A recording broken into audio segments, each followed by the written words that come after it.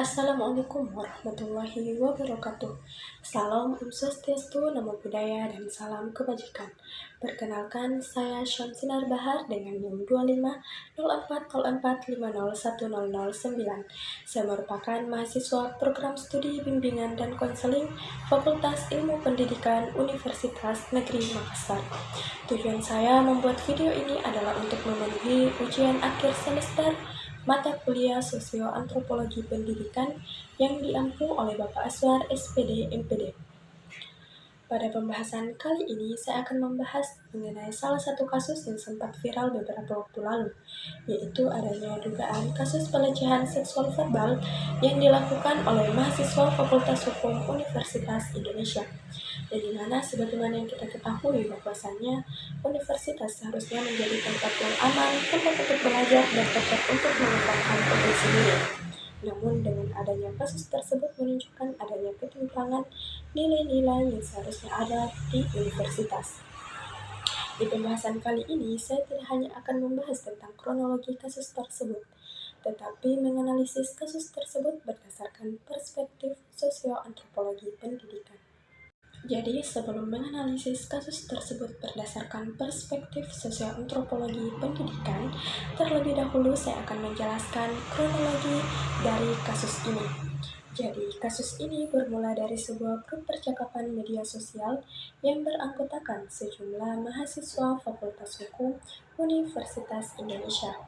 Berdasarkan informasi dari berbagai media seperti IDN Times, .com.id, dan Holopis, awalnya grup tersebut digunakan sebagai ruang komunikasi biasa antar mahasiswa.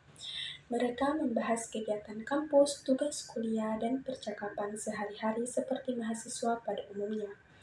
Namun, berdasarkan penelusuran kronologi, percakapan tersebut sebenarnya telah berlangsung sejak tahun 2025 dan berjalan kurang lebih selama 1 tahun.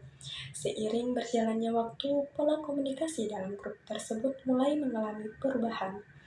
Candaan yang awalnya ringan dan bersifat umum perlahan berubah menjadi candaan vulgar bernuansa seksual. Dalam percakapan itu mulai muncul komentar mengenai tubuh perempuan, candaan seksual yang tidak pantas, serta objektifikasi terhadap mahasiswi dan dosen perempuan. Pada tahap ini, percakapan masih bersifat tertutup dan hanya diketahui oleh anggota grup saja. Berdasarkan informasi dari IDN Times, dalam percakapan tersebut terdapat berbagai bentuk pelecehan verbal yang dilakukan secara berulang dan lama-kelamaan menjadi bagian dari interaksi kelompok mereka sehari-hari. Seiring waktu, terjadi proses yang dinamakan normalisasi, yaitu suatu kondisi ketika hal yang di awalnya dianggap tidak pantas, perlahan dianggap biasa karena terus dilakukan dalam kelompok yang sama tanpa adanya teguran ataupun penolakan. Jadi, titik balik kasus ini terjadi pada tanggal 11 April 2026 ketika salah satu akun di Twitter mengunggah tangkapan layar percakapan grup tersebut. Setelah hal ini bocor ke media sosial, berbagai platform online menjadi ramai karena perbincangan tentang kasus tersebut, mulai dari Instagram, TikTok, dan Twitter. Hal ini menuai banyak reaksi komentar dari masyarakat, seperti kecaman, kritik, dan juga diskusi luas terkait dengan adanya budaya seksisme di lingkungan kampus. Isu ataupun masalah yang seharusnya menjadi kasus internal kampus kini berubah menjadi isu nasional.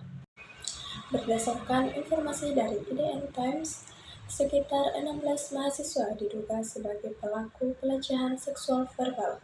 Sementara itu, sekitar 27 orang menjadi korban, yakni 20 orang mahasiswi dan 7 orang lainnya merupakan dosen perempuan.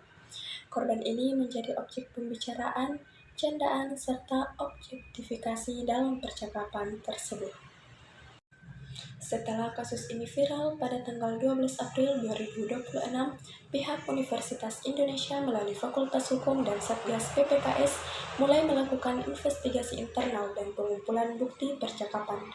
Kemudian pada tanggal 13 hingga 14 April 2026 dilakukan pemanggilan terhadap mahasiswa yang diduga terlibat serta dilakukan sidang etik terhadap sekitar 16 mahasiswa. Berdasarkan dari kasus ini, pelaku dikenakan sanksi yaitu skorsing selama 1,5 bulan, tercatat mulai tanggal 15 April 2026 hingga 30 Mei 2026. Selanjutnya yaitu analisis sosioantropologi pendidikan. Teman-teman, jika dilihat dari perspektif sosioantropologi pendidikan, kasus pelecehan seksual verbal yang terjadi di Fakultas Hukum Universitas Indonesia menunjukkan adanya perilaku individu yang sangat dipengaruhi oleh budaya, interaksi sosial, dan pergaulan lingkungan, serta proses sosialisasi yang terjadi di lingkungan pendidikan.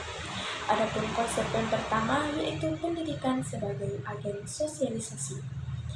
Dalam sosioantropologi pendidikan, kampus berfungsi sebagai agen sosialisasi, yaitu tempat individu belajar norma, moral, dan etika. Mahasiswa tidak hanya belajar ilmu pengetahuan, tetapi juga belajar bagaimana berperilaku dalam masyarakat. Namun dalam kasus ini, proses sosialisasi nilai moral tampaknya belum berjalan secara maksimal. Hal ini terlihat dari perilaku pelaku yang menjadikan perempuan sebagai objek candaan seksual. Dari perspektif sosioantropologi pendidikan, kondisi ini menunjukkan bahwa pendidikan formal belum sepenuhnya berhasil membentuk karakter dan kesadaran sosial mahasiswa. Konsep yang kedua yaitu budaya patriarki. Kasus ini juga berkaitan dengan budaya patriarki dalam kehidupan sosial. Dalam perspektif sosioantropologi pendidikan, budaya yang berkembang di lingkungan masyarakat dapat memengaruhi perilaku individu di lingkungan pendidikan. Budaya patriarki membuat perempuan sering diposisikan sebagai objek dan dianggap sebagai bahan candaan seksual semata. Akibatnya, perilaku yang sebenarnya termasuk pelecehan verbal menjadi dinormalisasi di dalam kelompok tertentu. Hal ini menunjukkan bahwa lingkungan sosial dan budaya memiliki pengaruh yang besar terhadap pola pikir mahasiswa. Konsep yang ketiga yaitu interaksionisme simbolik. Dalam teori interaksionisme simbolik, perilaku manusia terbentuk melalui interaksi sosial dan makna yang diberikan terhadap suatu tindakan. Dalam kasus Fakultas Hukum Universitas Indonesia, candaan vulgar dianggap sebagai bentuk humor dan keakraban kelompok karena dilakukan berulang kali dan diterima oleh anggota grup lainnya. Dari perspektif sosioantropologi pendidikan, hal ini menunjukkan bahwa lingkungan pergaulan kampus dapat membentuk cara berpikir dan berperilaku mahasiswa melalui interaksi sosial sehari-hari.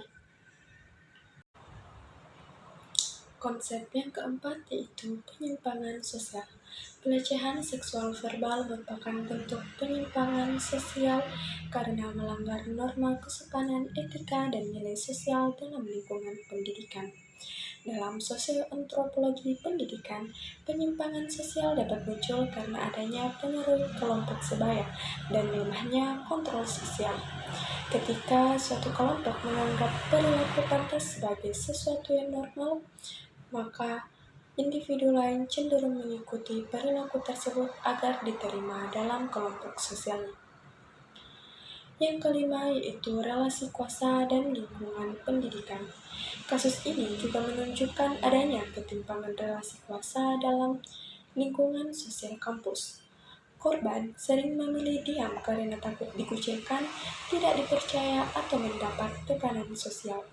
Dalam perspektif sosioantropologi pendidikan, lingkungan belajar yang tidak aman dapat memengaruhi perkembangan sosial dan psikologis peserta didik. Pelecehan verbal dapat menimbulkan rasa malu, kecemasan, hilangnya rasa aman, hingga menurunnya kepercayaan diri korban dalam lingkungan akademik. Terakhir yaitu budaya digital. Kasus ini juga berkaitan dengan perkembangan budaya digital di kalangan mahasiswa. Dalam sosioantropologi pendidikan, media sosial merupakan bagian dari lingkungan sosial modern yang memengaruhi pola interaksi individu. Grup percakapan digital membuat komunikasi menjadi lebih bebas dan kurang terkontrol. Hal-hal yang menyimpang kemudian dinormalisasikan.